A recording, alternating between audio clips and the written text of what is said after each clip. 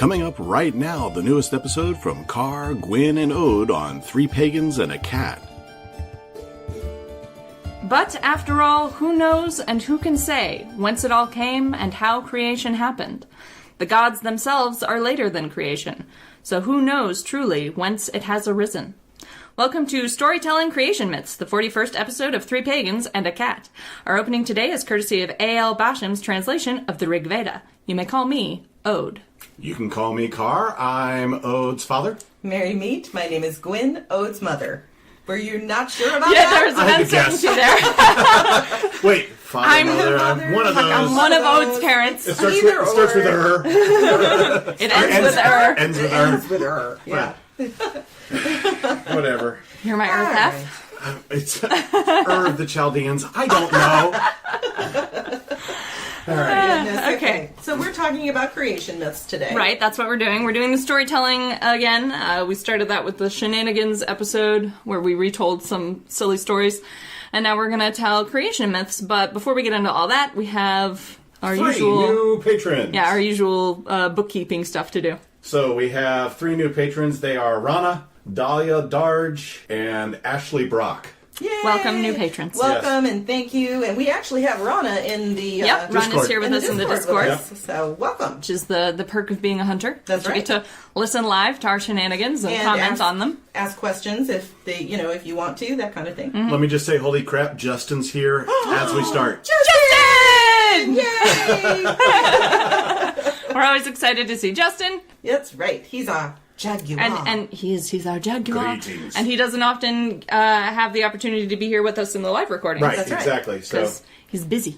That's right. Busy. He actually lives a life. You know? I know. we don't. No. Now, my life certainly revolves around getting prepared for this. Right. Just so everybody knows, there are no commercials this week because we're on the 3rd recording of the month. Yeah, so the reward for one of our Patreon tiers, I forget which one exactly, is it tigers? Tigers. Yeah, tigers. So the reward for the tigers is that they get A commercial read once a month. Yep. We have 4 of them now, so we've had to break them up into 2 per episode, but since this is our 3rd episode of the month, we've already done all our commercials for the month, so hopefully this episode will be a little bit shorter. Doubtful. Doubtful. We're telling creation myths. Yes, That's well... true.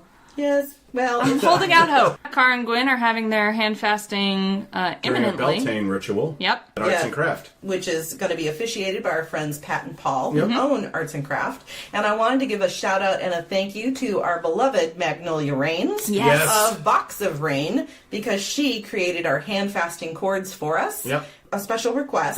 Yep. And then she very sweetly added a couple of candles and some rice, which we're going to incorporate into the ritual. Yep. So thank you, Magnolia. Again, yes. So it's Box of Rain on Etsy. We absolutely love everything. Yeah, that they do. I still use salts and rices we got from Magnolia Rains so many moons ago. Yeah, That's looks like right, Rana that's bought right. some of them as well. Oh, good, Okay, yeah. good. Yeah, all of Magnolia's things are wonderful. Yeah. We highly recommend Box of Rain on Etsy. Go check it out. Yep, exactly. Yep. I think that's it. Yeah, I think that's all of our housekeeping. Yeah. all of our usual Do we want to get update reviews stuff. out of the way right away?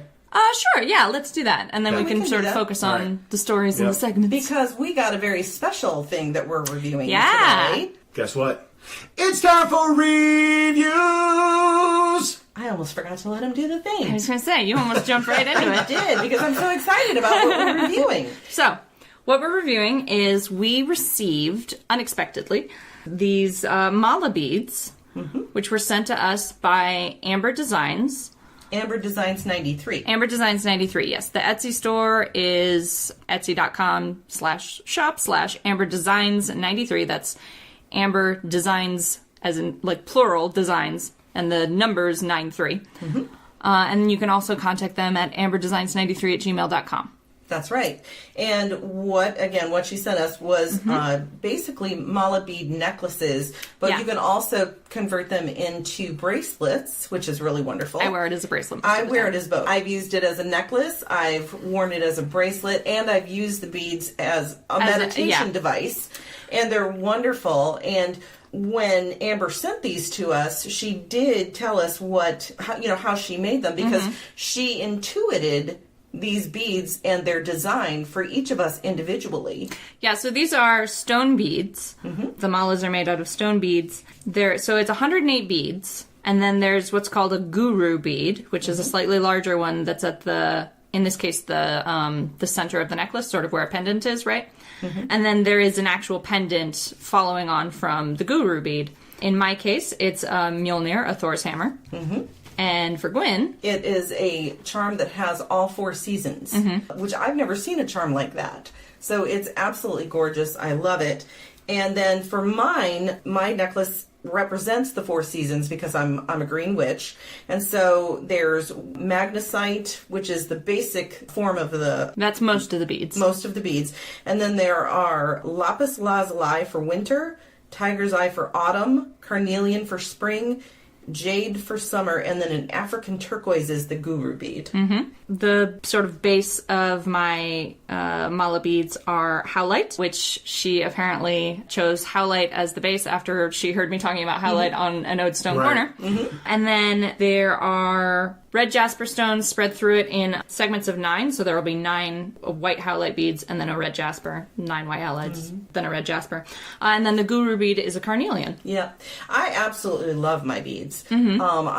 As I said, I've worn them as a bracelet, I've used them as a necklace, and I've used them to do meditation. And I found them especially effective using them for meditation. And so I love having these. Thank you so much, Amber, for sending these to us. I highly recommend these. I went and looked. She has some sets that are pre-made that people can purchase, but she does do special requests. And what I love about the beads that she created for us is that she did take into account what our paths were, and then she used her intuition to create the best set for our path. And that's actually why Carr doesn't have a set. That's because she couldn't get one to come together for him, and she didn't want to send him something that wasn't effective. Yeah. Right. Yeah.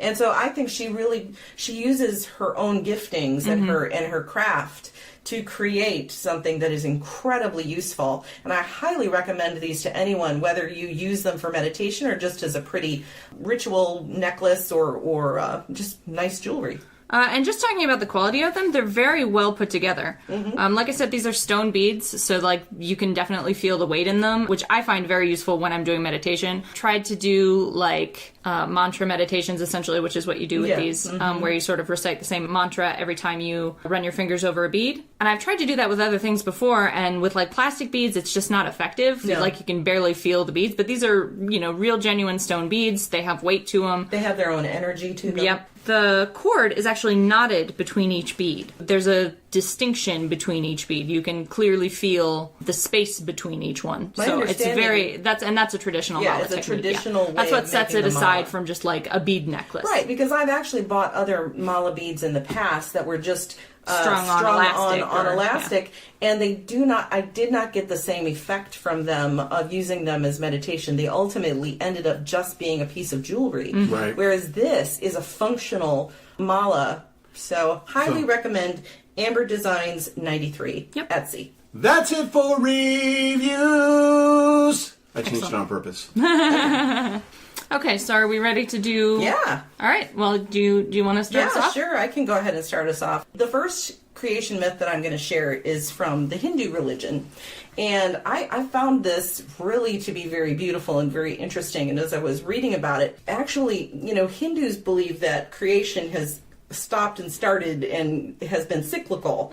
So they have a multiple, I guess, creation stories, but this is one of them. The Hindus believe that there is one supreme spirit of the universe, but the gods and goddesses are different shapes or ways or aspects of the one supreme deity. According to Hindu mythology, there was a time when there was no heaven, there was no earth, there was no space between, there was nothing but a vast, dark ocean which washed upon the shores of nothingness and licked upon the edges of the night. A giant cobra floated on the waters.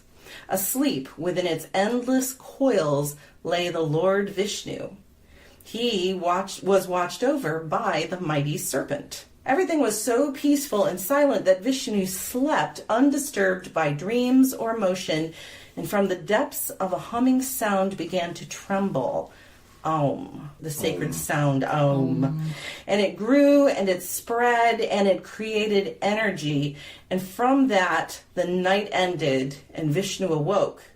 And as Vishnu's dawn was created from Vishnu awaking, and from his navel a magnificent lotus flower was created. And in the middle of the blossom sat Vishnu's servant Brahma. And he awaited his Lord's command, and Vishnu spoke to his servant and said, "It's the time to begin."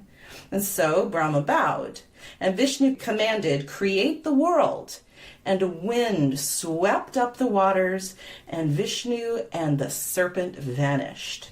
Brahma remained in the lotus flower, floating and tossing on the sea, and he lifted up his arms and he calmed the wind and the ocean, and then Brahma split the lotus flower into three. And he stretched one part into the heavens, and he made another part into the earth, and with the third part of the flower he created the skies. The earth was bare, and so Brahma set to work, and he created grass and flowers and trees and plants of all kinds, and to these he gave feeling. Next he created the animals and the insects to live on the land, and he made birds to fly through the air and fish to swim in the sea, and to all of these creatures he gave senses of touch and smell, and then he gave them the power to see and hear and move. And soon the world was bristling with life, and the air was filled with the sounds of Brahma's creation. That's just one of their many creation myths. Funny, though, and this will relate to later, that there is a Brahma bull, which is named after Brahmins, which are Hindu priests, who are named after Brahma, the god who created everything. So...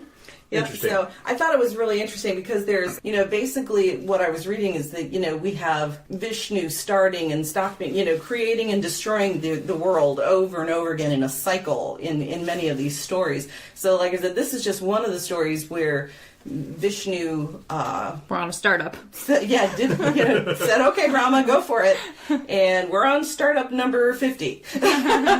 Let's see what you can do with it. So Vishnu's basically a serial world creator. Basically. like a serial entrepreneur. And I think that's also where perhaps Kali comes into play in a destroyer as well as a creator, because I think in some of the stories Kali has destroyed the world and then helped recreate it through Vishnu. So Gotcha. Well, there are many gods in Hindu. Oh, there are hundreds. Hindu mythology, Hindu religion, and I can't keep track of how many there are, much less how many stories they have. I know. That's why I said this is just one of the many. But I thought it was really interesting and very beautiful that even when in this story they said there's nothing.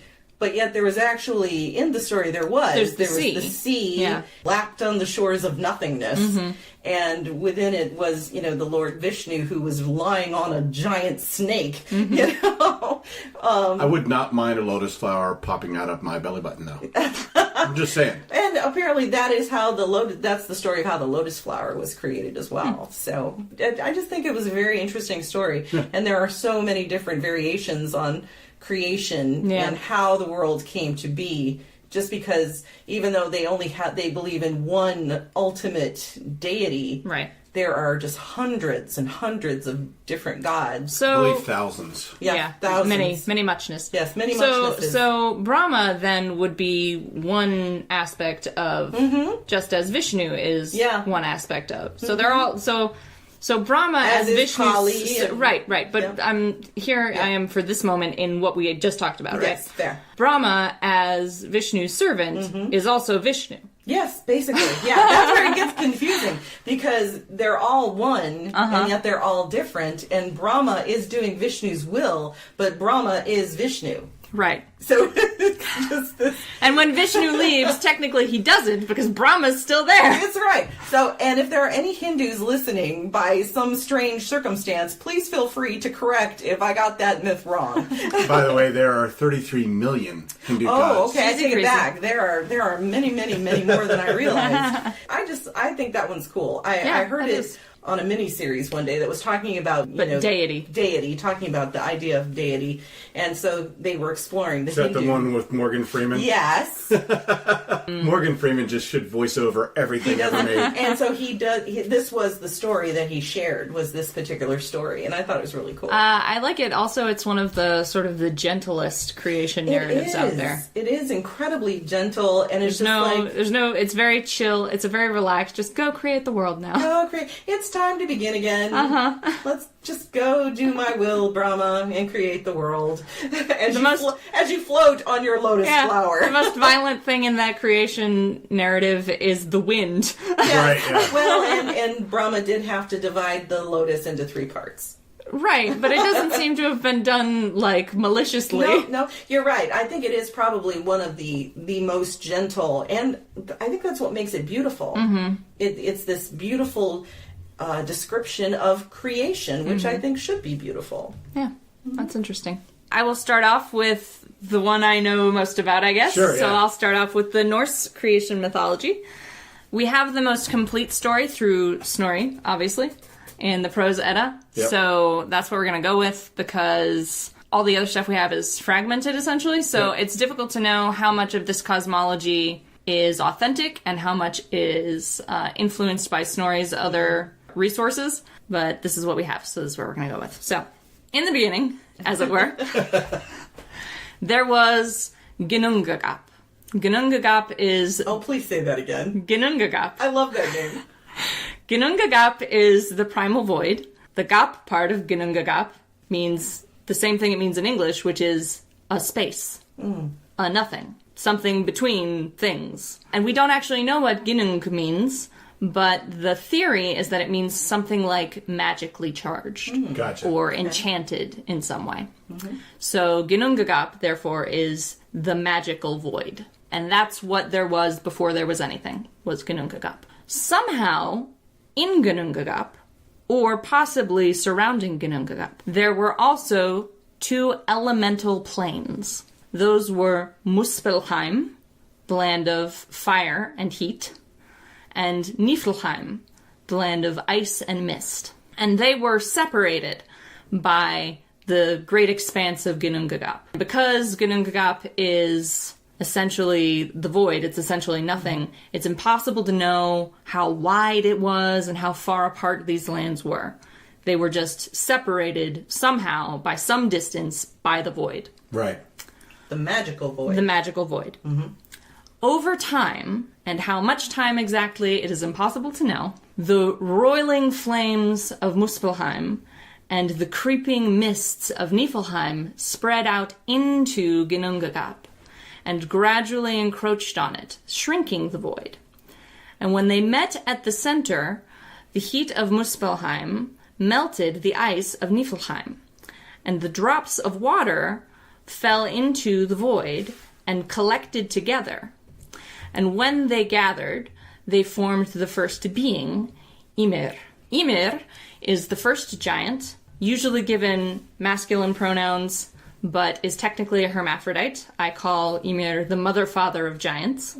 And reproduced asexually. So there were no other beings. There was only Ymir, in Ginnungagap, in the void, created from the confluence of these forces. And every time Ymir slept, new giants would be born from his sweat. So, giants would be spontaneously produced by Ymir and joined him in the void. I wish that would happen with me. Also springing into existence, and we don't know exactly how or why, was Adomla. Adomla is what I call the cosmic cow. Because she is a cow who was maybe created the same way Ymir was, from the two realms colliding, or maybe came from somewhere else, spontaneously generated. It's not clear. Nobody knows for sure. Nobody knows for sure where the cosmic cow came from. It's like with the Hindu one. Where did the snake come from? Yeah, exactly. No one knows where Adomla came from. But she provided nourishment to Ymir. She provided milk to Ymir. And how she sustained herself was that she licked the salt from the ice of Niflheim. And as she licked the salt, she gradually, obviously, licked away some of the salt in the ice, and she uncovered Buri. Buri was the first of the Aesir. We don't know how he got into the ice. We don't know if... He just was trapped in the ice somehow. And we don't know if Adombla intentionally uncovered him, or if it was just she was hungry and he happened to be there. But she gradually licked Buri free of the ice. And over time, somehow, Buri had a son named Bor. We don't know if Buri was also reproducing asexually, like Ymir, or if Buri had relationship with one of Ymir's giant children, or with Ymir. Somehow. But somehow he got a son named Bor. It happened. And Bor got together with Bestla. We do know that Bestla was a giant. Okay. So she was descended from Ymir. So Bor got together with Bestla and had 3 children, Odin, Vili, and Ve, or Odin, Honir, and Lother, depending on which source you're using. For reasons undisclosed, as is so often the case here, Odin and his brothers decide to murder Ymir. Rude. It is never explained why they decide to murder Ymir, who is the first being and without whom none of them would exist. But they decide to do that, and they succeed. There is no record of this fight, if Ymir struggled at all, or if they just killed him in his sleep, we don't know. But they killed Ymir. And from Ymir's corpse, they created material reality. They took his blood and used it to fashion oceans. His flesh is the land. His brains are the clouds in the sky, and the dome of his skull is the sky above us. Okay. So they create Midgard, which is the world we live in, material reality, from the corpse of Ymir, the first being. Which is why I usually refer to the earth, not as Gaia or as even one of the earth goddesses in Norse mythology, or like Earth Nerthus. Mother. Yeah, I don't refer to the earth as the earth mother. I refer to the earth as Ymir's corpse, because we grow on the remnants of this first great being. Gotcha. And then over time, as Odin and his brothers are exploring the world they've created out of Ymir's corpse, they come across 2 things. There's some debate about what these things are. The mysterious thing. The mysterious things. Either they are the trunks of 2 trees uprooted, or they are inert beings fashioned by the dwarves. Where did the dwarves come from? It's actually not clear where the dwarves come from, or the elf. It's not clear where the elves or the dwarves came from. Just that they exist. Okay. Sort of the same way Kind of that, like the cow. right, like Adomla, and sort of in the same way we don't know why Muspelheim and Niflheim exist. Okay. They just happen to be. They just exist. They just Gotcha. do. But so the dwarves were very into crafting things. As dwarves are tend to do. Exactly. And so it's possible that the dwarves crafted 2 inert beings, or it's possible that Odin and his brothers found 2 uprooted trees.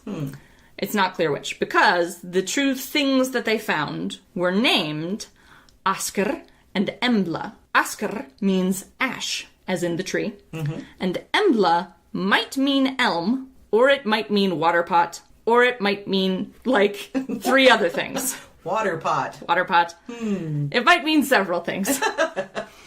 The etymology is unclear.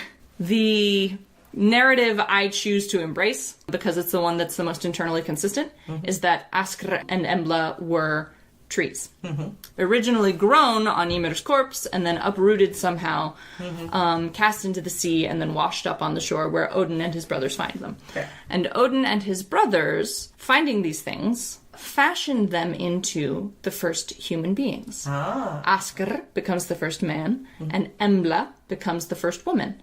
And each of the brothers gives gifts to the things that they find, to Askr and Embla. They give form and fairness of face and in Odin's case, Ond, which is breath. Mm-hmm. So spirit or soul. Yeah. Mm-hmm. Essence. Mm-hmm. And then set them free to populate this otherwise empty world that they had created. Mm-hmm. And set aside Midgard for them. So very cool. That's the Norse cosmology. I like that. And I also have to say, I think some of the comments that we are getting over here in the Discord are they good? Hilarious. Because it's true that it is, somebody always dies and it's not fair. That's what I liked actually about the Vedic creation myth is nobody dies in that one. At least not in that one. Not in the one you told. Because, again, according to what I read... I'm sure in other creation myths people have died. Well, yeah, and according to what I read, there's been, like, multiple universes. Cycles. There's cycles. So they basically kind of have a multiverse cosmology. We just happen to be in this one right now. Yeah. Right. And therefore it's the one we're concerned with. Yes, exactly. But there are apparently, in the Hindu cosmology, there have been previous incarnations of reality. Yeah. By the way, it's not clear what happened to Athomla, or to the other giants, or to the other gods who were in the void before Midgard was created. It's not clear what happens to them. Do we think that some of this Norse mythology is where J.R.R. Tolkien got his idea for Middle-earth? It is absolutely 100% known that it is factually that this is where he got almost all of the stuff for Middle-earth, including the name Middle-earth. True. Midgard. But, because, like the dwarves and all the things that and the elves. Taken from that. Yeah. Okay. Yeah, it's all 100%. Well, the reason I ask is he actually studied Scandinavian mythology. Okay, because the reason I ask is because so many people liken it because he was known to be a Christian. Mm-hmm. They liken his entire series, both the Ring trilogy and The Hobbit, to being Christian allegory. Yeah, no. Which they had specifically said it wasn't. Yeah, exactly. And that's why I'm saying I'm sitting here listening to it's great to compare shit like that, but when the author says no. Well, death of the author, I can understand. Right. Exactly. And I'm sitting here listening to the Norse mythology going, that's gotta totally be where where J.R.R. Tolkien got all of his shit.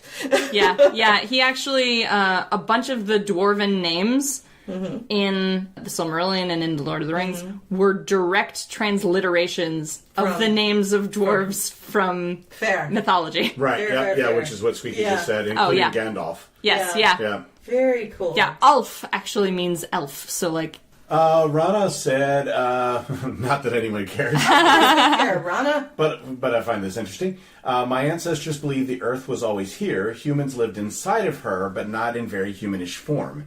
The sun god wanted to help them out and sent the spider woman, or grandmother, to the people to raise them up to the surface where they were transformed into cliff dwellers and later the Pueblo tribes who still exist on the Pueblos.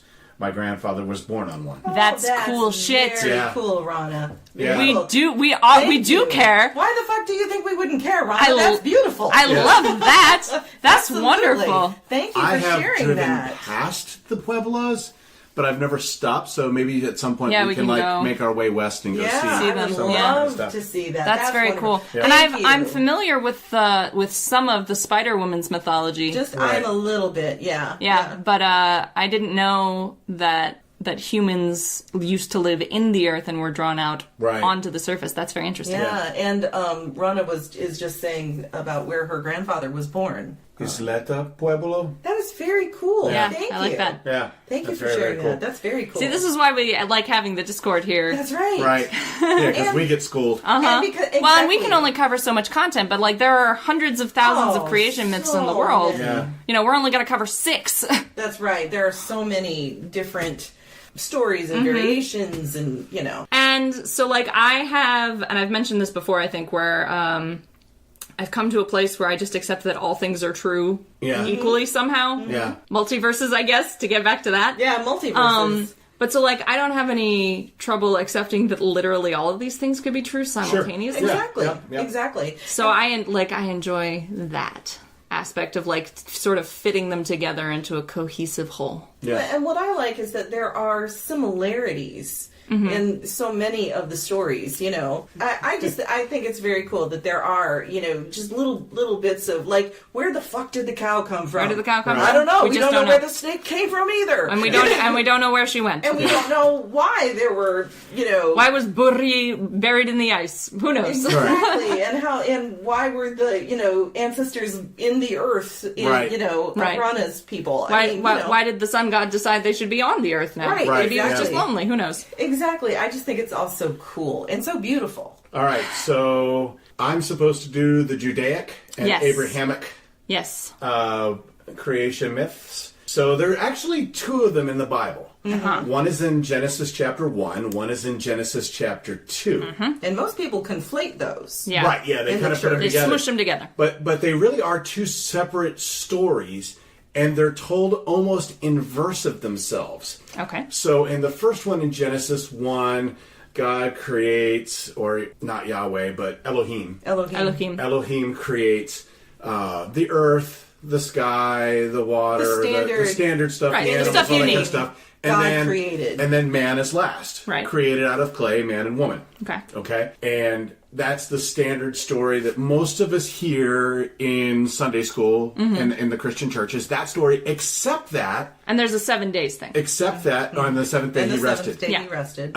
Except that we take the Adam of the second story and put him into the first story, and the Eve of the second story and put her into the first story, even though originally it was Adam and Lilith, and they were both created out of the same clay. Right. That's my understanding. So there's no like taking a rib bullshit. Yeah, the second myth. And my understanding, Yeah, the second story. Yes, story. My understanding is, so I'm not Jewish, obviously, but my understanding from the Jewish people I've spoken to is that who are interested in this kind of stuff, which not everybody is.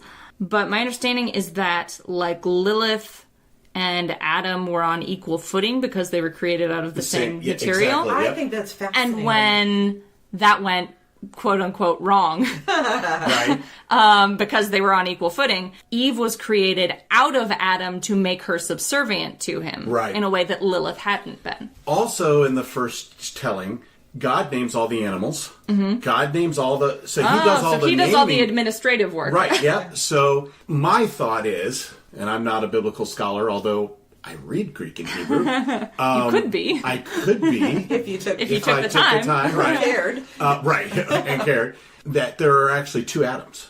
Oh. Okay. So you think the first couple was fucked up? Right, yeah. And Adam and Lilith. And maybe even the whole first world. Do you think God just... Started nixed over. that whole world and started over started fresh? over. Yeah, exactly. Yep. Okay. Like now, there's just literally like a wipe out, start over. Now, where do you get the idea for that? Is that from like Hebrew tradition, or is that just Hebrew your tradition? own, that's just Carr. That's just Carr's interpretation. That's just Carr's interpretation is that God went, all right, this is fucked up. I'm starting over. What's the Lilith comment? Rona says Lilith was the first uppity woman. The rest of us uppity women owe her a debt. That is the truth. Yep. That is the truth. And Lilith actually is not listed just in Jewish mythology, although she's not listed in Abrahamic she doesn't mythology. show up. Right. But also in the Babylonian Talmud. Also in, basically they compare a lot of that to the Epic of Gilgamesh. Mm-hmm. Oh, that makes sense. Yep, so going back even a little bit further. Yeah. And all of that first creation story is very Babylonian. Right. Okay. In its construction. Done. In its construction, right. So they basically, the thought process is they took this earlier thing that they knew about, the Babylonian, and they just went, oh, well, we can conflate that and make this a single god thing. Okay. Because at the time that these were written down, the first creation myth of Genesis, they were captive in Babylon at that time, right? They were living in Babylon. Okay, so they were transmuting, essentially, the local mythology. Because unlike what most, Judeo-Christian teaching is, or at least Christian teaching, is that, so Moses wrote down all of the books of the Bible. The first 5, yes. The Talmud, yes. Right, that's what I'm trying to say. He wrote the Talmud. But it actually was all recorded, everything was written during the time of Babylon, which was hundreds of years after Moses. Exactly, yeah. So their creation myths, which were conflated with Babylonian creation myths, were really they were just probably taking what was told of their own people and then just sort of, well, in a very similar, what they were learning. In a very similar way, I imagine, to what we have of the Norse cosmology, where it wasn't written down at, the dawn of Norse history. Right. It was written down by Snorri Sturluson years later, and he was a Christian monk who was just recording poetry. Right. So I think you're right. That's probably a similar thing. The Hebrews probably had an oral tradition to a certain extent, and then in as much as, and I imagine that... I mean, they did have writing, obviously. Right, yes. But oral traditions were not passed down equally. Mm-hmm. That's true. Like, not everybody cared about every story. Right. So, and there would be regional differences and stuff like that. So it just doesn't get codified until it's written down. Right, And so the thought process is that because Lilith wouldn't be subservient to Adam... Right. The second story came along. Well, that she was basically cast out. Right. Of the garden. Right. Eden. Of Eden, yep. And in later Jewish writings after this, Lilith is referred to as a demon. Yes, right. Who yes. eats babies, Who eats if I babies, remember correctly. Yeah. So, and that's from the 6th century CE onwards. Yes, right. So that's even actually, later. That's even later tradition, years and years and years, thousands of years later, basically. Right. Yep. Now here's the fun part, right? In the second myth, Adam and Eve are created first.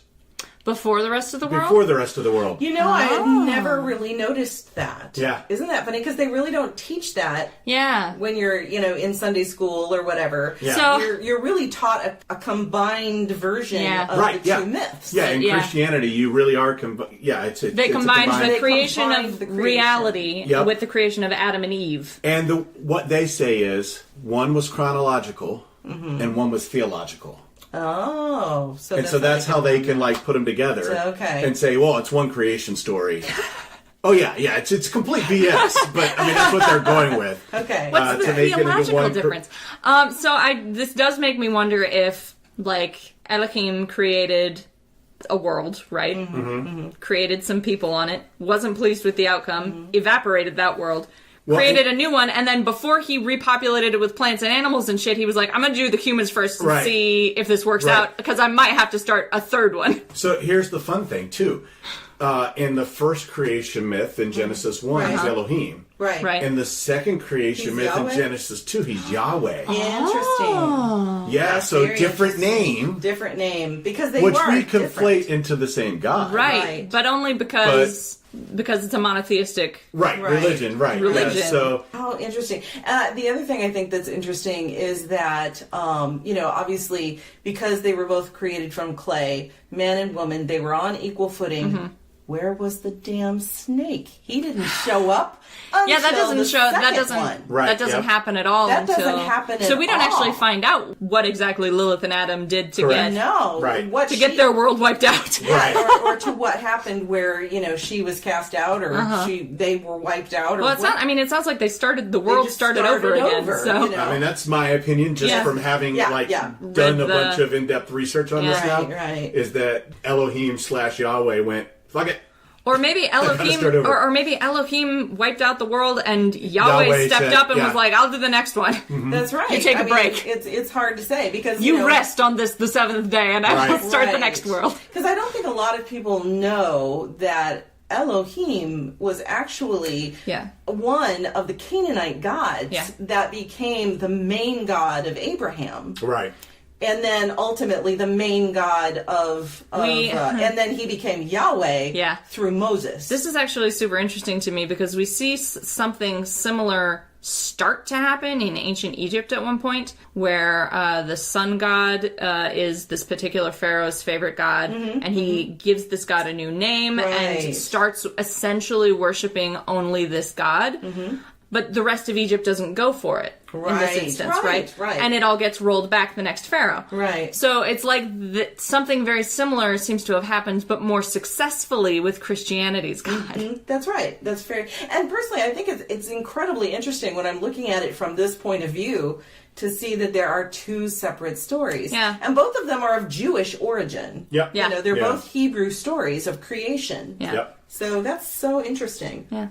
Yeah, so anyway, it's just it's funny how sort of in Christianity we've conflated the two into one story. Yeah. When really there's stories that are sort of layered on top of each other. Right, and in the second creation story, actually, God didn't rest until the 8th day because he worked for 7. Right. So there is no Sabbath in the second story, right? Really, because we have a 7-day week. And currently, right? Who knows what we had back then? Yeah. Or if we even had we had weeks, right? And their belief system basically went from an egalitarian belief system to a patriarchal belief system because in the space between Genesis 1 and 2, exactly. In the space between those two creation stories, they went from being on equal footing to Eve being subservient. Yeah. They went from egalitarian to patriarchal. Yeah. Isn't that interesting? And we went from God naming everything to now Adam, go ahead and name all this stuff. Yeah. Interesting. You know, so it's just interesting to see the complete divergence between the two stories. Yeah. Because in the second one, or in the first one, there's no way Adam could have named him because he didn't come until last. Right, exactly. Right, he would have had to go around the world naming everything. Yep. That's right. Yeah, I remember as a kid thinking,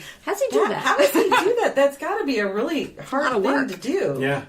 Oh my gosh. But it works in the second story because Adam already exists and God can just present to him, here's this new animal, what's it called? Right, exactly. Right. And this plant, give this rock a name. Yeah, that's exactly. Right. Yep. That's right. Oh my gosh. Okay. So anyway, that's the two stories. That's the two stories. From Genesis. Squished in the same book. In the same book, side by side. Side by side, yeah. That's very interesting. That is very cool. Y'all go pick up one of those Gideon Bibles and read it for yourselves. Right?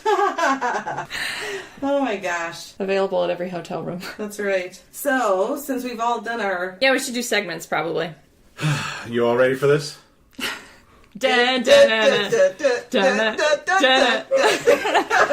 Oats! Stone!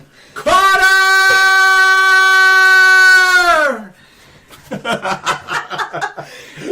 You shouldn't have asked it that way if you didn't want us to start doing it. I totally knew you were going to, so... All right. Okay. So this week I'm going to be doing chrysocolla, and you'll find out why eventually. Chrysocolla means, from the Greek, it means gold glue, which is a reference to a soldering material that was used in antiquity.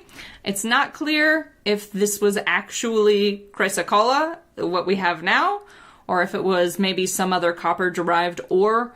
But there was a material used in antiquity to solder gold called chrysocolla, and now we have the stone chrysocolla, which is a hydrated copper silicate, which means it's got a very variable composition. It's what we considered amorphous, which means it doesn't have an identifiable regular crystalline structure. And in fact, chrysocolla does not form in identifiable crystals.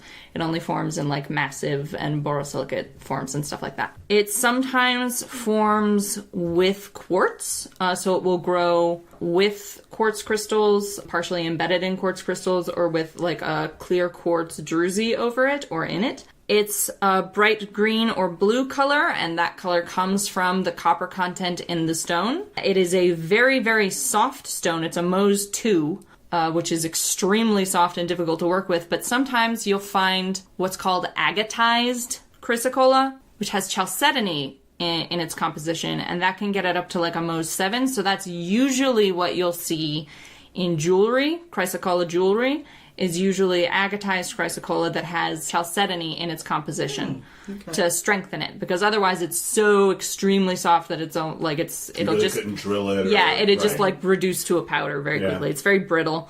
It's typically opaque, but it may be translucent if it's cut in the right way. Oh, okay. Chrysocolla is water associated because it's very, very blue. It's actually one of the brightest blue-green stones that you can find. It is copper derived, so it's conductive. So chrysocolla, because it's water associated, is very emotional. Because it's copper associated, is conductive and is good for transferring and moving energy. Mm-hmm. So I like chrysocolla for sort of overcoming emotional barriers, for dredging up the stuff that you've been sort of suppressing and not dealing with, for bringing that stuff to the surface, sort of sifting it to the top layer of your emotional state so that you can deal with it. Mm-hmm. I would use chrysocolla for shadow work. If you have something that you know you need to deal with, but you can't identify what it is exactly, chrysocolla will help you sort of energize your emotions. It's not like obsidian, like it's not going to eat negative energy. Right. It's not even really going to help you deal with or process your emotions. It's just going to help you, like, access your emotions. Gotcha. So if you're feeling sort of numb or... if you've got, like, if you know your emotional walls are very high and you need to break those down somehow, chrysocolla will be good for that. Okay, I can see myself needing to get some of that. Yeah, it's very, very useful. It is going to maybe make you a little bit... It's easy to sort of overwhelm yourself, I guess, with chrysocolla. Mm-hmm. Okay. Mm-hmm. Because it doesn't have sort of limits built in. It's water associated.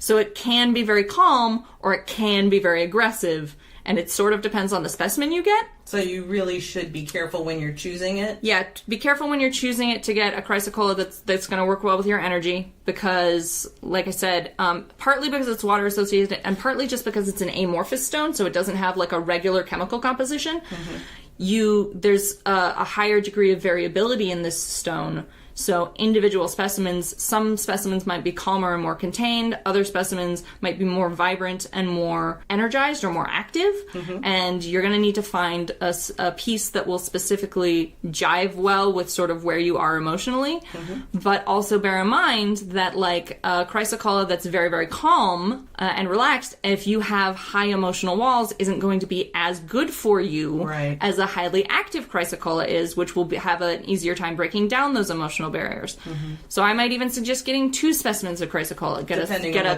calmer chrysocolla and a more active chrysocolla so that you can sort of share them off. Right. So that when you know your emotional walls are high, but there's something you need to deal with and get access to, bring the more active one.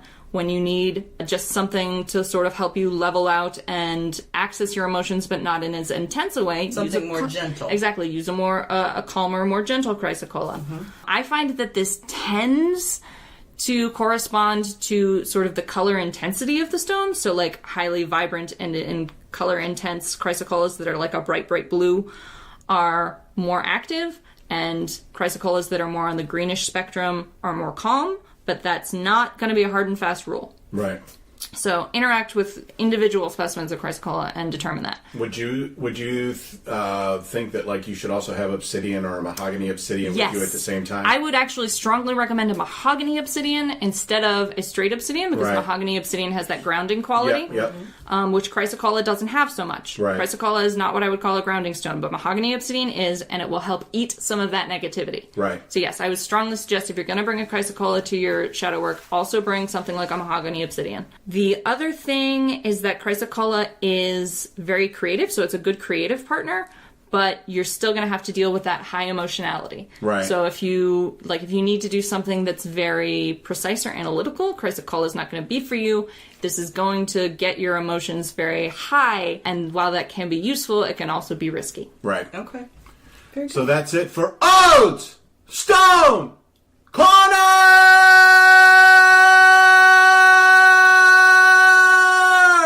Nice. I was going to pull out a stopwatch. That was like super loud. That was like 5 seconds. And I didn't even take a full breath. I was going to say, you're getting, but I saw you, like, prepare yourself a little bit. Right, yeah.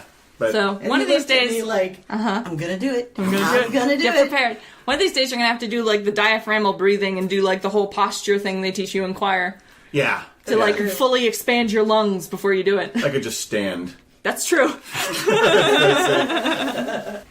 It's time for Gwyn's Garden Gems. Oh, we're doing that. That was lovely. Okay. I was thinking we were going to go to the next myth. No. Nope. Okay. Well, what I'm going to do today is talk about dandelions, because they're everywhere! We have dandelions everywhere in our yard right now. And dandelions are wonderful because there's a lot you can do with them, both magically and medicinally and for food. Mm-hmm. They're a prolific and common weed that most people do not appreciate. The poor, underappreciated, humble dandelion. Exactly, the humble dandelion, which is a common weed all over the world with various varieties native to Asia, Europe, and North America. The leaves are long and deeply serrated, forming a basal rosette. that emerges directly from the earth, has a central tap root, basically, which is why they keep coming back every year. That makes sense, yeah. Flowers, obviously, they are hollow, they have a milky white sap, and they are bright, bright yellow. And of course, as they make a poof, which was once once they've gotten to the seed stage where they're a nice little puff ball, the wind blows them, and they... Or small children do. Or small children, and that's what propagates dandelions and allows them to continue to grow. And that's their seeds are parachutes, so they parachute all around and then land and create more dandelions. Even though, obviously, it is considered a weed by most, and it is considered a pest to people, so there's all kinds of weed killers out there that are specific for dandelions. What you really should do is take advantage of the fact that you have dandelions, because you can do so much with them. The name dandelion actually comes from the French, and it means tooth of the lion. The modern French name. So it's actually dandelion. That's the original French, dent de lion, but the modern French, however, is pissenlit, which means to wet the bed. So in fact, the English folk name for dandelions is pissabeds, which I think is hilarious. Obviously, they do grow everywhere, so you actually don't need to propagate them. You don't need to try to create a bed of dandelions. If you want to use dandelions in magic or as food or for medicine, you just simply harvest them from your yard. But make sure there's no pesticides. That's what I was going to say. Make sure you do this before you put any kind of weed killer or any kind of treatment on your lawn. Take advantage of the dandelion crop as it comes up in early spring, so that you can then have these to dry and keep in your apothecary. Because you can use the roots, you can use the leaves, you can use the flowers, and you can use the seeds. They're one of the few plants that every single part is edible. What about the stem? Yeah, everything. Oh, cool. Everything. Every part of the plant.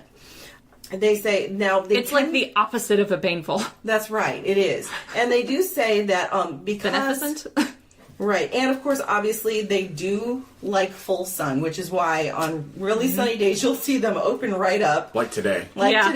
Yeah, and you'll see them grow and grow more and more as spread, and then they'll spread throughout the spring and summer.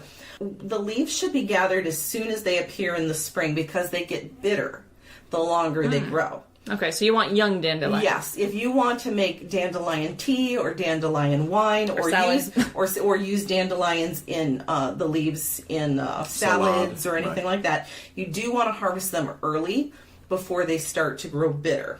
The bright yellow flowers should be gathered as soon as they open. So as soon as you see them open, go out there. Obviously, as a witch, I ask permission to harvest, and then I harvest those dandelions. You want to remove the green bits from the base of the flower before using, and these can be added to wines, vinegars, and jellies. The roots should be dug up in the autumn when they're plump and stored with starches for the winter, or you can get them first thing in the spring because they'll be sweeter. Again, the longer they stay, the more bitter they get. Right. Generally, any time between the 1st of September and the end of February is good for harvesting dandelions. They can be cut into pieces 3 to 4 inches long and dried on a screen in an area that has good ventilation. And once they're dried, they should be kept in a cool, dry area in a bug-proof container, obviously. Right. So in some kind of a mason jar is usually your best option. Now, as far as magical attributes for dandelion, they are considered a masculine flower and are associated with the planet Jupiter, as well as the element of air, and are associated with both Pisces and Sagittarius. And it's also associated with Hecate, Brigid, and Belanos. Again, you can make a tea from the flowers and the leaves, which you can drink to help increase psychic ability. And what you would do basically is pour boiling water over a bowl full of the leaves and the flowers to create the tea. But you can also pour boiling water over a bowl full of the roots to aid in calling spirits. Doesn't dandelion tea also have a medical use? Yes, it does. Dandelion can be used as a diuretic and a cleansing tonic. It's very good for the digestion and liver issues. In fact, traditional medicinals we have a dandelion root tea because it is good for liver function and things like that. You can also make a tincture from the flower tops and a broth from the leaves, said to bring relief if you're having difficulty with anything having to do with your kidneys or your liver. Apparently, it can also help with kidney stones by making a decoction of the root and sweeten it with honey, because again, it'll probably be bitter. And it's good for overall digestion and stomach complaints. And then dandelion flowers can be used in salads. You can use them to make jelly and wine and punch. The greens are bitter, so you have to watch that. The young leaves can be used raw or blanched in salads and sandwiches. The stems can be used like spinach or cooked into soups or broths. The dried roots can be ground up and used like coffee. Fresh roots can be used in salads. You can also make dandelion beer from the fermented dried leaves and dandelion wine from the flowers and homemade root beer, which you can use from the dandelion roots. I want dandelion wine because I read Redwall as a kid. And they always lavishly described the feasts that the mices would have, and it always included dandelion wine. You need to talk to Arclight and see if they'll make a sour. Oh my god, I should. Dandelion sour beer, yeah. So this is why, instead of, when you start seeing those little golden caps all over your lawn, instead of saying, oh god, it's dandelions, say, oh, excellent, I can make all my soups and salads. Yes, thank the Earth Mother, it's dandelions. And go out there and get you some and try some of these things, because again, it is edible from seed to root to flower to leaf to stem. It's one of the most versatile weeds we have available. So that's it for Gwyn's Garden Gems. Mermediff said that the flowers eat up all the sugar inside of the plant to make energy, and that's why it gets bitter. Oh, that makes sense. Yep. That's very logical. Thank you for that fact, Mermedith. And Squeaky says, bees. I love me some science. Yep. So, the next creation myth I'm going to do, I am not as familiar with as the Norse myth. So this is Japanese cosmology. Oh, very cool. And it's intriguing. Again, as with the mystery of where Odombla come from, where Odombla go, there are some features of this myth that I don't understand where these people came from or what happens to them afterwards. Sometimes they just never show up again. So it goes. So, in the beginning, as it were, in Japan, there was not a void.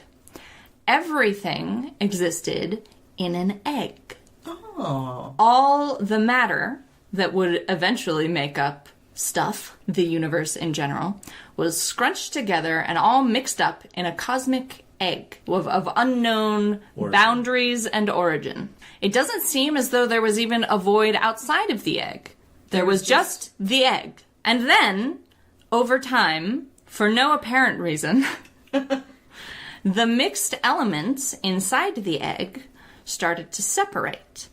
And the heavy elements sank and became the earth, and those were the yin elements. And the light elements rose and became the heavens, and those were the yang elements.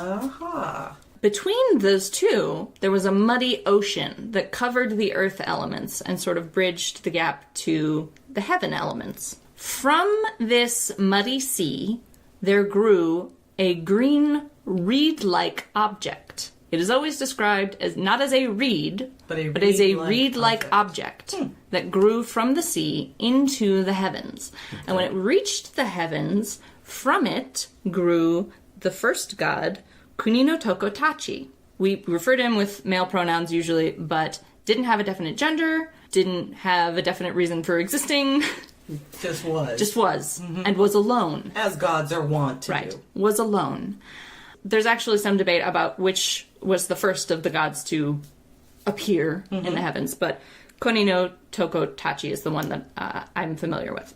So, just became and was lonely, so created other gods. So first he created two other single gods who were like him, who had no definite gender and no definite reason for being, and they appear to have immediately gone into hiding. Well, so much for having company. Right. Exactly. It didn't exactly work out. So, Kuni no Tokotachi created paired gods, brothers and sisters who were married, as is often the case with gods. So he created these pairs of gods. and he created 5 pairs of gods. And the first 4 pairs of gods also appear to have gone into hiding. What is his problem, or their problem, that the gods they create? Even if it wasn't his problem, he probably thinks it is now. Exactly. All right, what am I doing wrong here? Way to get a complex. Yes, they all appear to have gone into hiding. Or dudette, because we don't know. Yes, poor individual. Poor individual. Poor Konino Tokotachi. Poor they. For them. So, the 5th pair of gods that Konino Tokotachi created was Izanagi and Izanami. 5th time's the charm? 5th time's the charm. Izanagi means he who invites, and Izanami means she who invites. Oh. And they did not immediately go into hiding. Well, that so was presumably... Nice. They waited 6 months. No. Presumably, Kunino Tokotachi was like, finally, got him, convinced them to stick around, but there was nothing for them to do in the heavens. So, he gave them a task. He told them, between the heavens and the earth, there is the sea. Go stir up the sea and see what's inside it. So, Izanagi and Izanami leaned down from the heavens, and Konino Tokotachi gave Izanagi a spear to stir the sea with. Izanagi stirred the sea, and he lifted out the spear, and from the tip of the spear fell some substance. Exactly what that substance was isn't clear, but it fell into the sea and it created an island. So Izanagi and Izanami, having found something, went down to see what they had discovered. Right. They landed on the island, and there wasn't a whole lot to do, so they decided they would create some things. So the first thing they did... Sensible. ...was they created a pillar that reached up to the heavens so that they could have an easy way back up. Mm-hmm. And then they decided that that was still pretty boring, so they went around and created... some plants and some animals. And they weren't completely satisfied with this either. They were starting to get lonely. Okay. Down here on the sea. The island. The island that they had created. So, they decided that they, because they were already married, essentially, in spirit, would have a marriage ceremony, and then they would mate and create children. Continue. To continue with them, to continue to propagate the world, right? Mm-hmm. Or at least the island. Right. So Izanagi and Izanami decide that because they have this pillar here that they've created, how they'll do it is that they'll walk around the pillar in opposite directions, and when they meet again, they will marry each other, and that'll be their marriage ritual. Because, they're deciding what rituals are as they go. That's they can make it up. So they walk around, and Izanami says to Izanagi, "Oh, what a beautiful man I have met. Let's get married." And Izanagi says, "Well, I wanted to say that you were a beautiful lady, but you beat me to the punch, so let's just get married." So they do. And they have 2 children. But the children are strange and deformed, and not gods. And they decide, this isn't acceptable, this hasn't worked right, so they put these children, these deformed children who have, no skeletons and no limbs and things, they put these children in reed boats and set them out into the sea to just go be somewhere else. Poor children with no skeletals. They ask Kunino Tokotachi, what went wrong? Why can't we make gods? You made gods. And Kunino Tokotachi says, I'll tell you what went wrong. Izanagi should have spoken first. It's always gotta be the man. Kunino Tokotachi says, Izanagi should have spoken first, so as a consequence, your marriage ritual was inverted and wrong. So you have to do it again.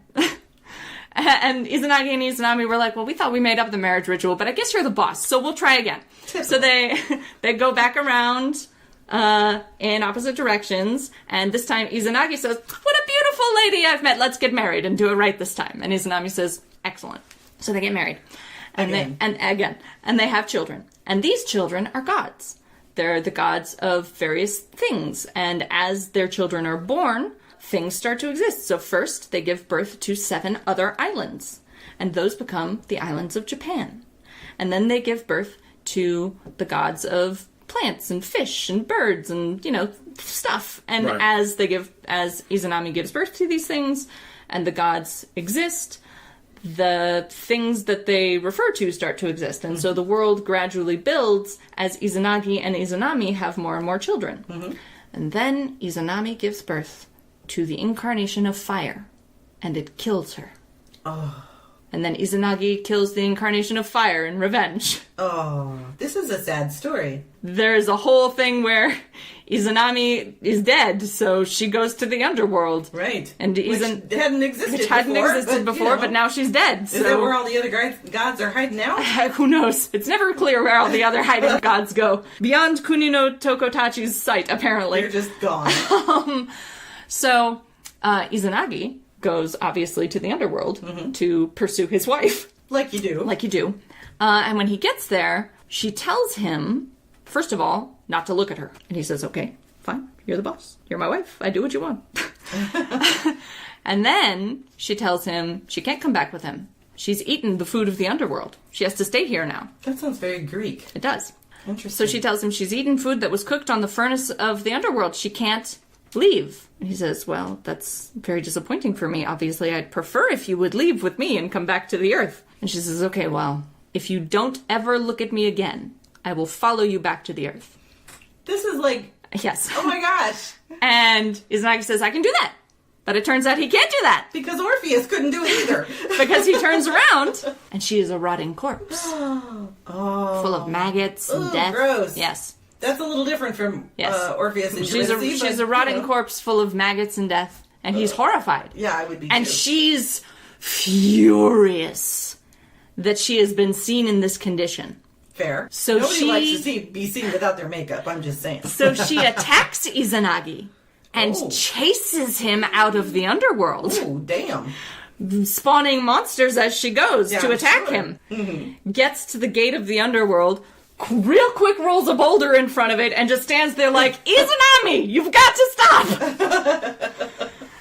And Izanami's furious, and she's ranting and raving and clawing at the stone and, still trying to kill Izanagi.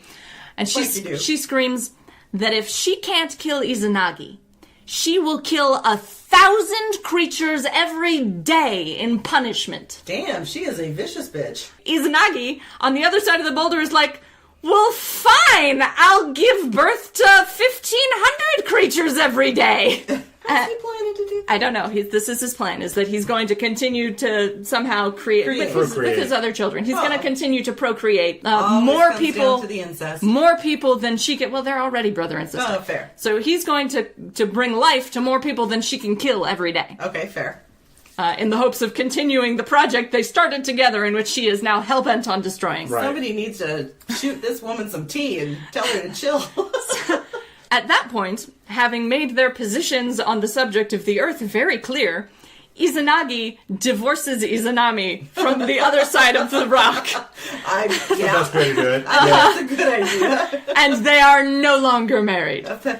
And that's the creation of the world in Japan. Wow, that is tough, man. I wonder if she's, so is she basically, or is it China that has the hungry ghosts? It's China, I think. That's China, okay. Ghosts, yeah. So I'm sure Japan has their own versions of demons and scary things. Yeah. So yokai. I wonder if it comes from this really pissed off lady god. She was very unhappy. Oh my god. She was the most unhappy any wife has ever been. That was like the extreme of unhappy. Holy shit. Yeah. That's a great story, She was furious. Yeah. That's very interesting. Yeah, I like that one. I like it too. I really like to know what happened to those other gods. Yeah, well, and Kunino Tokotachi never does anything ever again. After sending Izanagi and Izanami down and then telling them they did their marriage wrong, we never hear from him again. Never hear from him again. Or them. And the gods that were created before Izanagi and Izanami vanish. Very interesting. Yeah, and it's never clear what happens to them. And in fact, Kunino Tokotachi doesn't seem to know what happens to them. I love the name, by the way. I could not say Kunino Tokotachi? Yeah. That's a great name. It's a mouthful. Not even going to try to say it. You shouldn't have any problem with it. You have all these Norse things. Yeah. That's true. I noticed Squeaky is saying that the Japanese are all about the scary. It's true, demons. Yes. Lots of yokai, lots of scary creatures. Well, I think this must be inspired by the really, really, really angry god. Izanami. Yeah. Goddess of creation and death. Yes, clearly. Holy cow. Mostly death now. I'm going to do one of the Greek creation myths. Yep. So in the beginning, there was only chaos, the gaping emptiness. And then either all by themselves or out of the formless void sprang forth 3 more primordial deities. Gaia, Earth, Tartarus, the underworld, and Eros, love. Once love was there, Gaia and Chaos, who are two female deities, they were able to procreate and shape everything known and unknown in the universe. So they got jiggy with it and had some babies. Gotcha.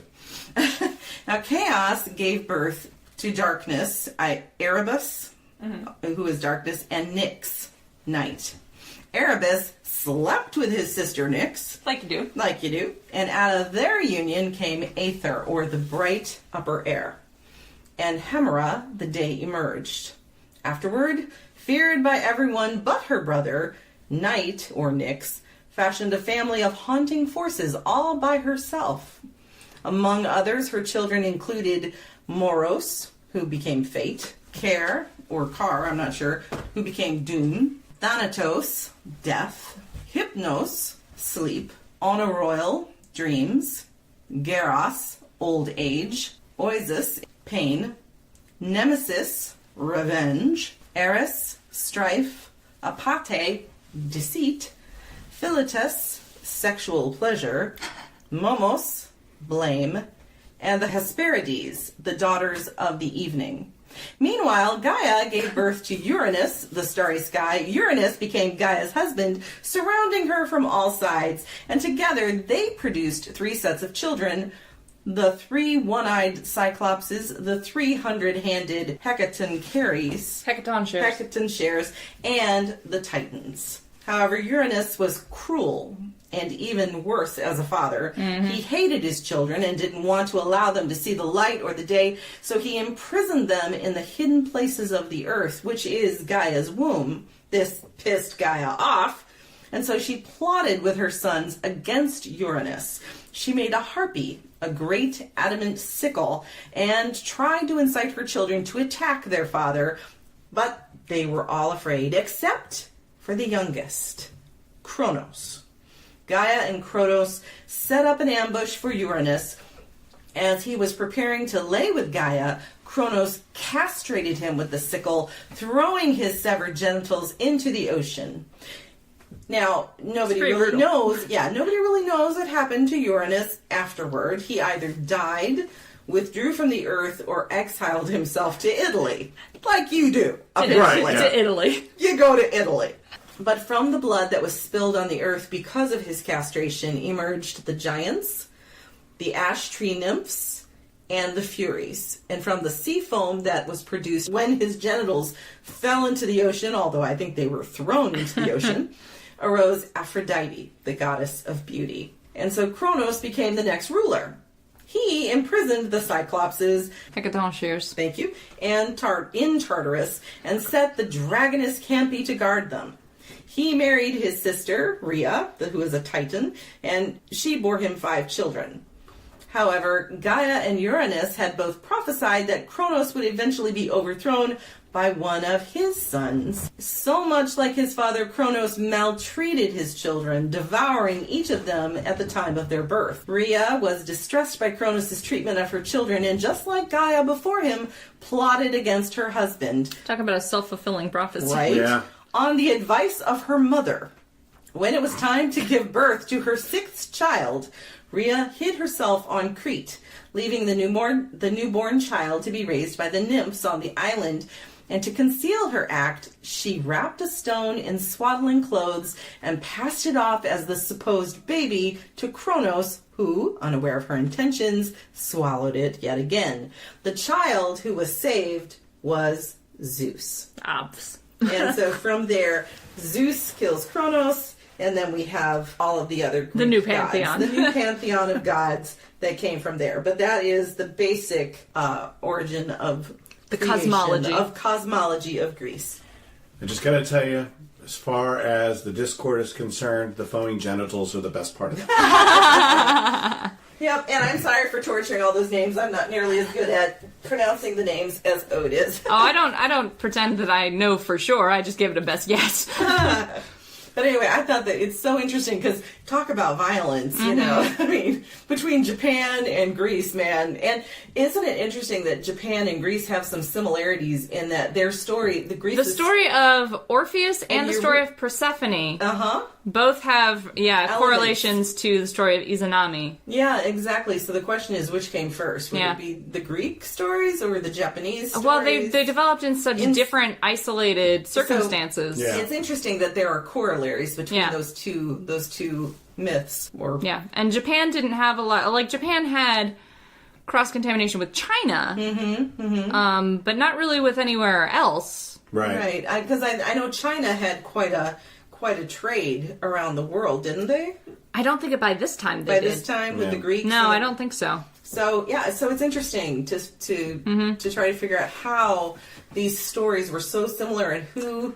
I mean, I guess it's who, if anyone. I mean, I guess it's possible that they developed independently. That's true. That these concepts developed independently. Yeah. That's true. Yeah, but this idea of the wife dying and going down into the underworld, the husband going after, and then seeing her and because they're told you cannot look back until you get to the outside and back to Earth. And the reason Izanami can't leave the underworld properly is that she ate food there, like Persephone did, which is why she can no longer leave the underworld except for half of the year. Yeah, and that's an arrangement that Zeus makes. Exactly. So that Demeter will stop destroying the earth. Right. So it's very interesting to me, these corollaries between what seems to be two very disparate societies and isolated societies at the time. Yeah. Yeah. So my next one is supposed to be the Celtic creation myth. Carr has changed his mind. But not necessarily changed my mind. Went deeper. Okay. So the Celts come from this Proto-Indo-European language group. Right. Yeah. The Picts? Or the Pi. No. The Proto-Indo-European is pre-everything. Yeah. It's pre-written culture. Right. And so I decided I would, go back a little bit further and kind of look. And 5 out of the 11 language groups that make up Proto-Indo-European have this same myth. Or they have a myth that shares these elements. It shares these elements, correct. Okay, cool. Including Sanskrit, Avestan, which is Iranian, Vedic, Latin, Celtic, Germanic, and Baltic. How interesting. Yeah, so they all have these similarities in this. And through stuff like this, we've reconstructed Proto-Indo-European mythology. The same way we've reconstructed Proto-Indo-European language by the similarities between their daughter languages. Yep. Gotcha. So here is what this myth is called. It's the Primal Cow creation myth. Always with the cow. Adomla! So, and so this is why I thought this was entertaining, is that it really kind of fits. Yeah. There was a cow in the Norse. There was a cow in your Vedic one. Somewhere. Abstractly. Abstractly. Yeah. So in the Pi, so in the Proto-Indo-European, so it's known as the Primal Cow creation myth, or the myth of how the world was made from the body of a giant bovine. Yes. I think this is... So Car's going to tell this, and then I want to talk about Ymir some more. So the cow, the giant bovine, is actually twins. Mm-hmm. So Yama and Mana. Yama means twin, and Manu is his brother. The brother Manu is man. Mm-hmm. Okay, Yama dies. Oh, somehow. Somebody You're dies. right, Susie. Is it clear how Yama dies? It is not clear how Yama dies. Is he murdered by Manu? Nope. Yep. But Yama dies, and his bones are made into rocks. His blood makes up the rivers and the seas. Mm-hmm. And that's why we say things like bones of the earth and that kind of stuff. I just found this very entertaining that it's like in these all these different ones. So the Sanskrit, which is the Rig Veda, which is Hindu, is somewhere between 2000 and 1000 BCE is when it was written. The Rig Veda is very old. According to Western scholars, Hindu scholars say much earlier than that. And it says Yama surrendered his dear body. No mention of how. Just surrendered it. Yeah, to become. So maybe willingly died to become. Willingly died. Sacrificed himself to become exactly reality. A reality. Yeah, and it also says Yama died as the first of mortals with Manu's permission. Oh, interesting. So, yeah. So it's very interesting. I just found that it kind of tied all of these, or most of these, except for maybe the egg of Japan. Well, Japan isn't a Proto-Indo-European. Right. Yeah. Kind of together. And, so they've looked at all of these together and said at least 5 of the 11 known daughter languages that make up Proto-Indo-European have this same kind of cosmology of this these similar giant features. Bovine. That makes me want to look into Egypt's, because Egypt has an interesting cosmology. For their creation. In the Latin, they take the giant bovine as being Remus and Romulus. Oh, okay. So, and the Wolf Boys. The Wolf Boys. Exactly. And twins. Right, yeah. So you can see how, that fits. Born of the Swanning. In Celtic, it's the White Bull of Eye. Written down, that's the 11th century CE, so significantly later. But again, the Celts didn't have fucking oral traditions, man. Yeah. That's the thing, man. All these oral traditions, and you lose so much. I mean, I can't even begin to imagine how much. But we don't anymore, and that's why I like doing these storytelling episodes, because now we have recording devices, so we can sort of revitalize oral storytelling. Right, exactly, yeah. That's right. In the Baltic languages, so that's Lithuania, that area, it tells the story of the bull and its 3 cows that were beheaded by the morning star, and then land appears.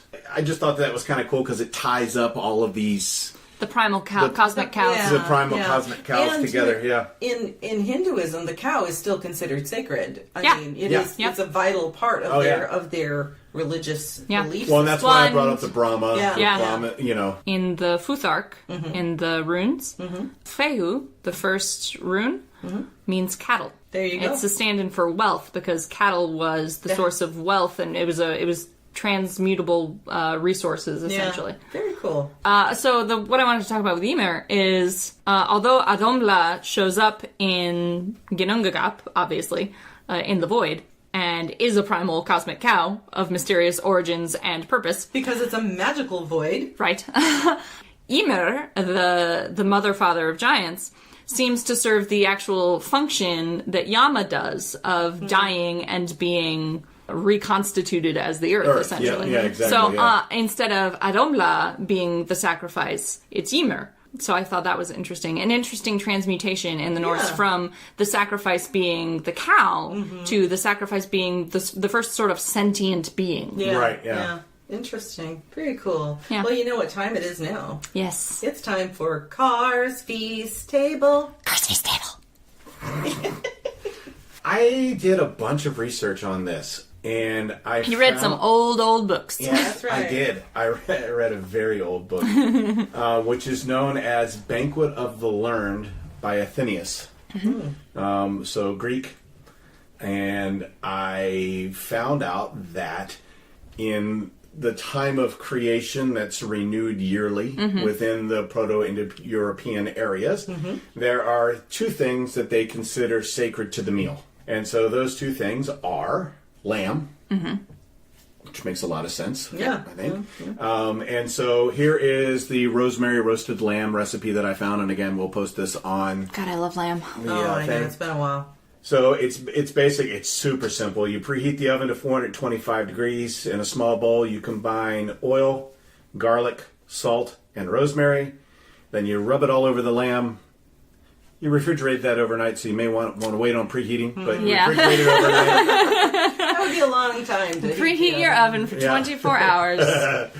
So then turn it off and stick it in there. Although I guess this is from a very old source, and sometimes it did take them a long-ass time to heat up the furnace. So then you take the lamb out of the refrigerator, preheat your oven. Since we're in modern times. Place the lamb fat side up on a rack in a shallow roasting pan, and you bake uncovered for 20 minutes. What do you preheat it to? And then 425. Okay.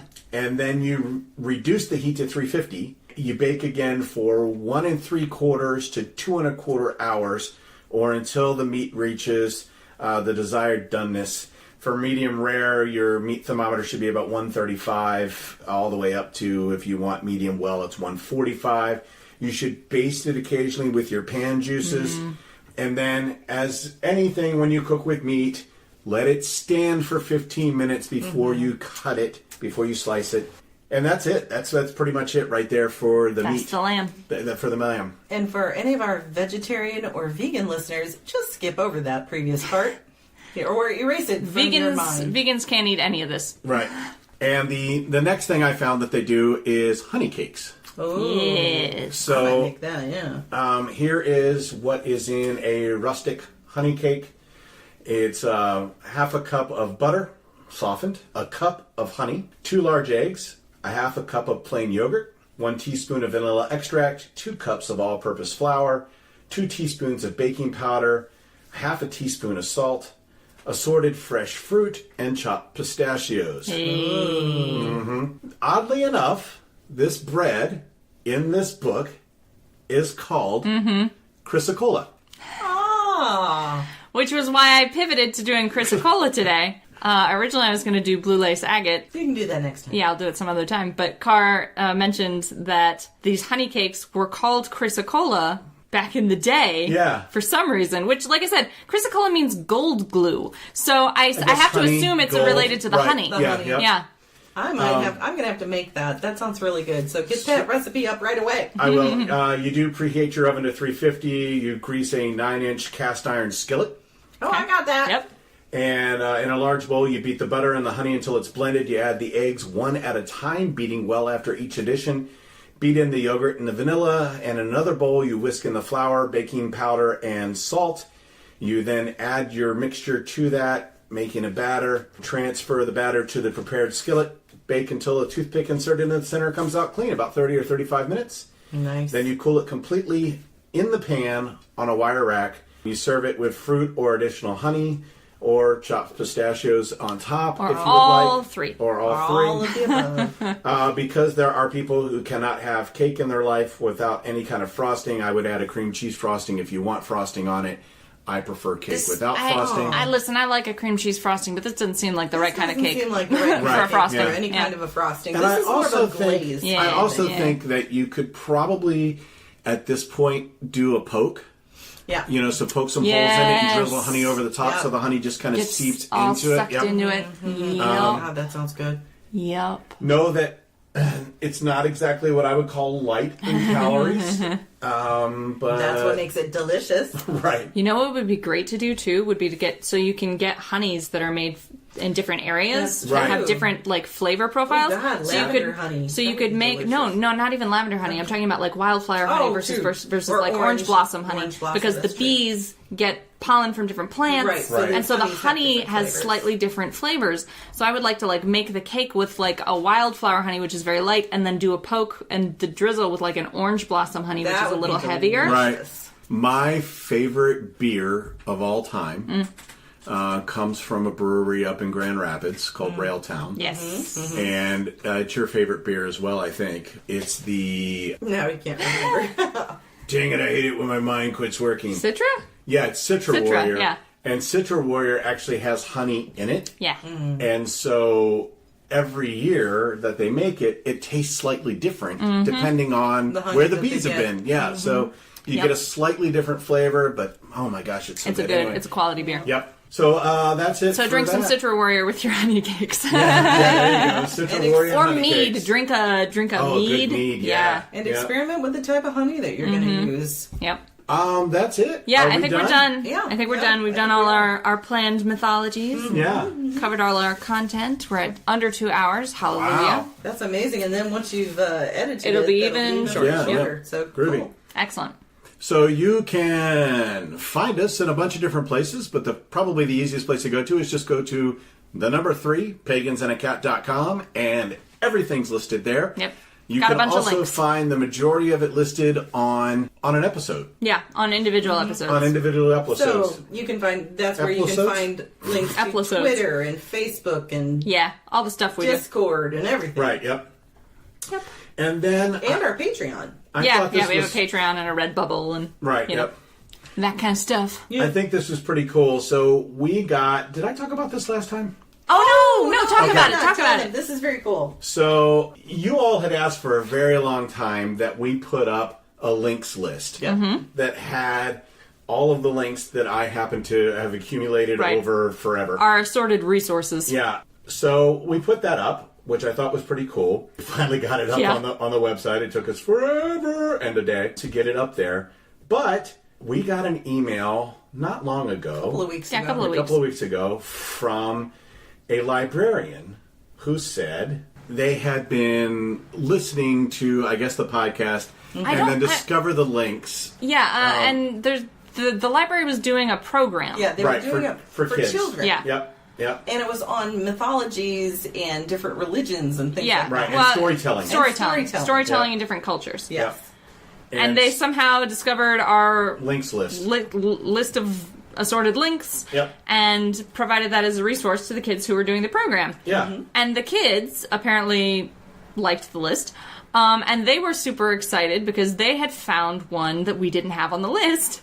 So they sent it to us in an email so that we could make our list even better. That's right. So we have added the resource provided by the children of a library we don't know the name of to our massive links list. So it has been updated. It's now got extra Germanic resources because that's what they sent us. Yep. And so we want to thank the library, the kids, and the librarian, because they're going to continue to have that links list available, and Three Pagans and a Cat is on there.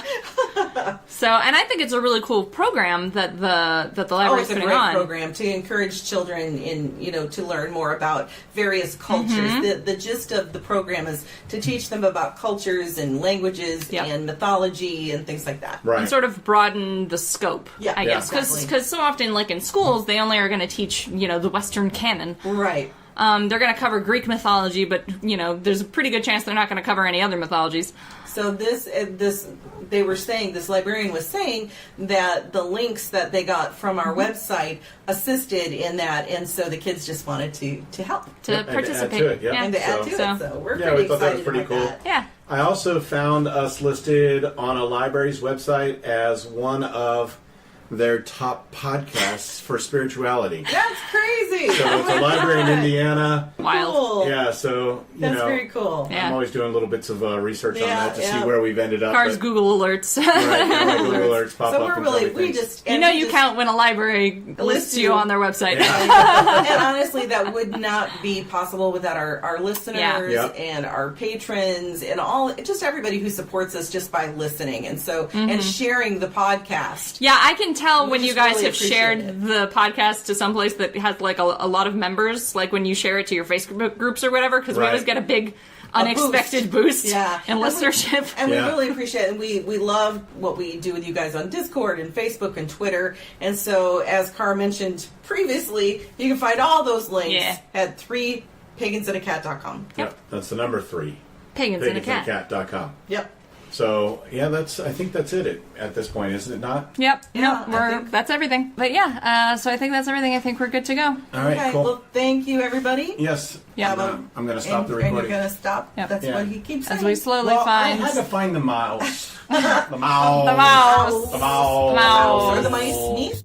You've been listening to Three Pagans and a Cat. Find out more information at www.threepagansandacat.com.